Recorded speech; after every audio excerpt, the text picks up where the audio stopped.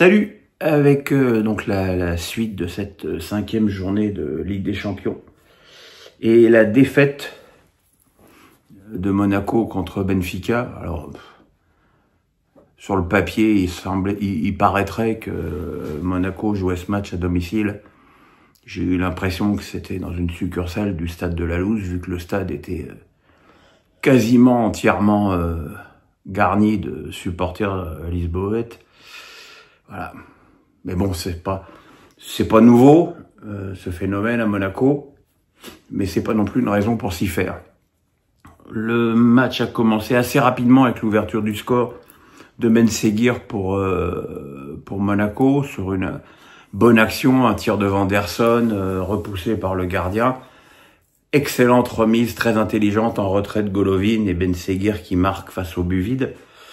Et Monaco semblait bien parti, d'autant que jusque-là, Benfica ne montrait pas grand-chose. Et puis très rapidement, les Lisboètes se sont mis à être plus dangereux, à mettre la pression sur une défense monégasque que j'ai quand même trouvé globalement d'une grande fébrilité tout le match, avec beaucoup de ballons perdus à la relance, notamment cette passe en retrait totalement ratée de Ben Seguir où Di Maria a buté sur Majewski. Voilà, et en seconde période, le Benfica a égalisé sur un but de Pavlaridis, je sais plus comment il s'appelle lui, Pavlidis, pardon, soyons précis. Sur une mauvaise tête en retrait de Caio Henrique et une sortie beaucoup trop timorée de Majewski. Donc voilà, une égalisation qui semblait rebattre les cartes. À ce moment-là, il y a eu 2 buts marqués par les deux camps, les 2 refusés pour hors-jeu. Et puis Singo a été expulsé par un arbitre qui a été quand même globalement d'une nullité absolue tout le match, balançant des cartons à tout le monde, surtout à Monaco d'ailleurs, un peu à tort et à travers. Et cette sortie de Singo a évidemment été plus que pénalisante. Surtout, on va le voir dans le jeu aérien pour Monaco, qui a quand même repris l'avantage par Magassa, qui a repris très joliment du plat du pied un centre au retrait de Mawissa, 2 rentrants d'ailleurs. Mais derrière, il y a un joueur qui s'est rappelé au bon souvenir de notre Ligue 1, c'est André Di Maria, qui a toujours, malgré ses 37 ans, un pied gauche exceptionnel. C'est déjà lui qui avait donné le ballon sur le but refusé pour hors-jeu.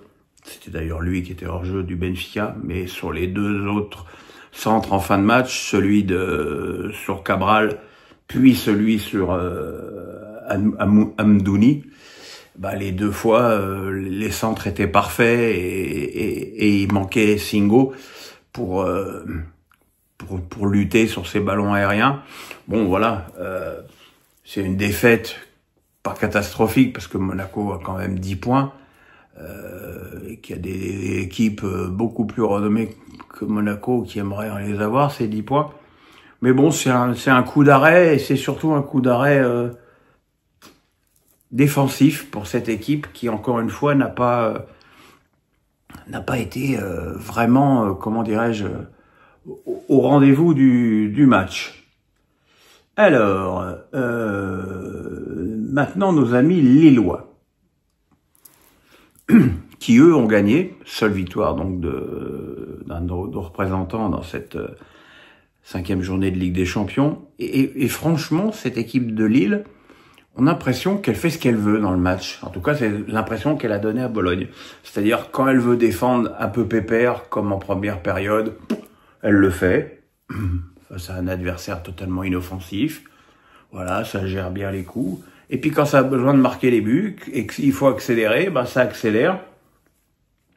C'est arrivé 2 fois à Mouko, même si entre-temps, il y a eu une égalisation de Lukumi sur un coup franc qu'il a repris au premier poteau avec une faute de marquage, la seule faute de marquage de l'impeccable défense lilloise.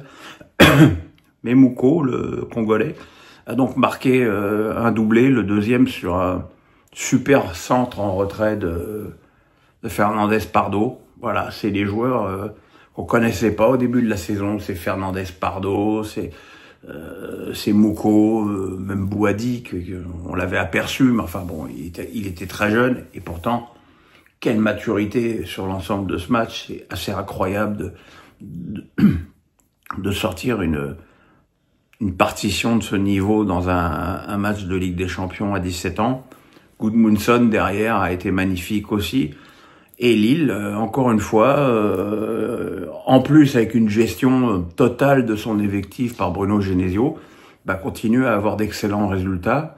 Les voilà eux aussi, comme Monaco, nantis de 10 points. Ce qui est là aussi une excellente performance qui devrait leur permettre à minima de voir les barrages. Et franchement, c'est une équipe qui, même si elle n'offre pas à tous les matchs un plaisir de jeu extraordinaire, j'ai trouvé que sur ce match-là, face à un adversaire qui était en grande difficulté, qui a marqué son premier but dans cette Ligue des Champions ce soir, mais enfin j'ai quand même trouvé que Bologne avait offert une opposition consistante aux Lillois, et que c'est pas une perf et un résultat à prendre à la légère.